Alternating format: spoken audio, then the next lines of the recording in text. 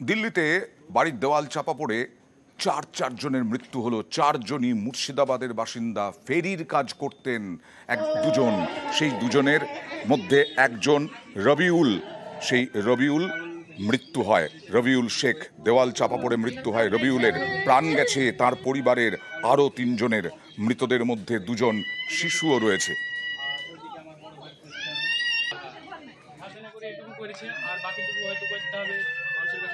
ওরা টোটালে 2 ভাই 2 বউ আর 2 মেয়ে, 6 জন।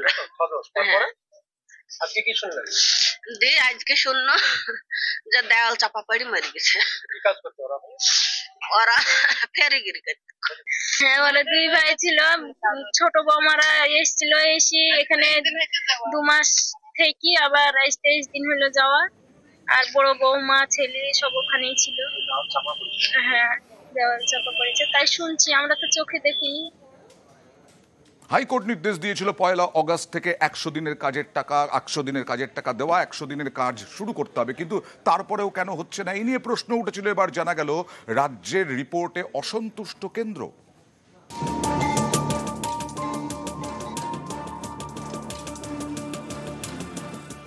একশো দিনের কাজ কেন্দ্রীয় সরকারের প্রকল্প, গরিবের আয়ের বড় ভরসা। দুর্নীতির কারণ দেখিয়ে 2022 সালের মার্চ থেকে পশ্চিমবঙ্গকে এই প্রকল্পে টাকা দেয় না কেন্দ্রীয় সরকার। 2022-23 অর্থবর্ষ থেকে গ্রামীণ আবাস যোজনাতেও বরাদ্দ বন্ধ।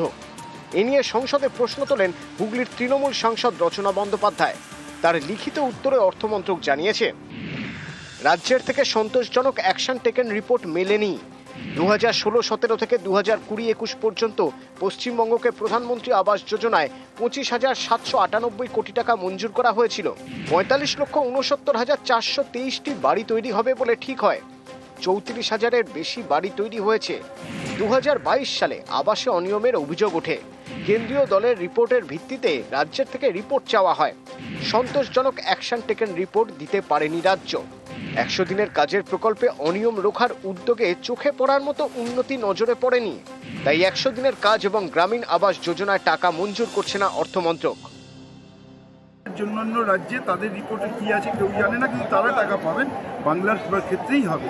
এর কতবার 2বার 3বার হেরেছেন, আরও 5বার হারবেন। বাংলাকে আটকে রাখা যাবে না।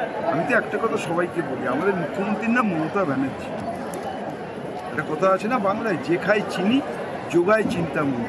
আপনি না দিলেও বাংলার মানুষ দুধে ভাতে আছে, দুধে ভাতে ছিল, দুধে ভাতে।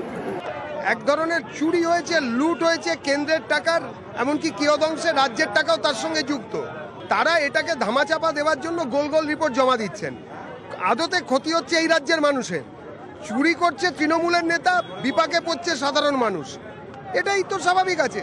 আগে উত্তর দিন, রিপোর্ট তো দিতেই হবে, ইউটিলাইজেশন সার্টিফিকেট। সব জায়গায় তো তৃণমূলের সিস্টেম চলবে না। দীর্ঘদিন ধরে 100 দিনের কাজের প্রকল্পের টাকা দিচ্ছে না কেন্দ্র। এ নিয়ে জল গড়ায় কলকাতা হাইকোর্টে।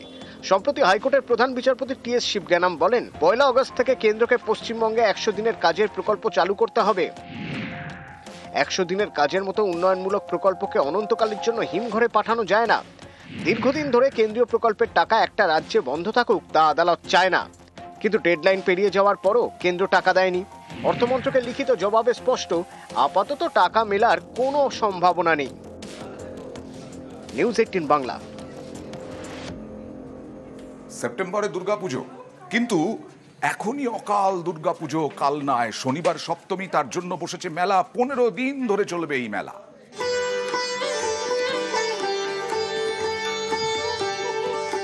নানা রঙের আলো, বসেছে মেলা। সেজে উঠেছে মন্দির। দুর্গাপুজোর আগেই দুর্গাপুজোর আমেজ। কালনায় মহিষ মর্দিনী পুজো।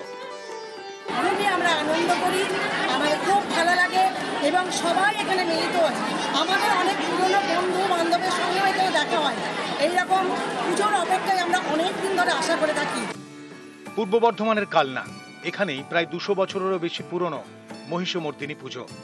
কথিত রয়েছে, ভাগীরথীতে কালনায় ভেসে আসে কাঠামো। স্বপ্নাদেশে শুরু হয় পুজো, একেবারে দুর্গাপুজোর মতো। প্রথমে ছিল হোগলা পাতার ছাউনি, পরে মন্দির তৈরি হয়। এই পুজোয় শনিবার সপ্তমী, দশমীতে বিসর্জন।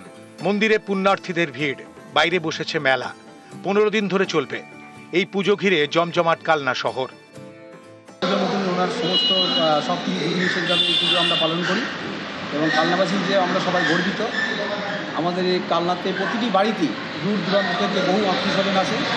4 দিন ধরে এই পুজো হয়, ষষ্ঠী থেকেই শুরু হয়ে যায়। অকাল দুর্গাপুজো, কালনায় উৎসবের আমেজ। জোর দেওয়া হয়েছে নিরাপত্তায়।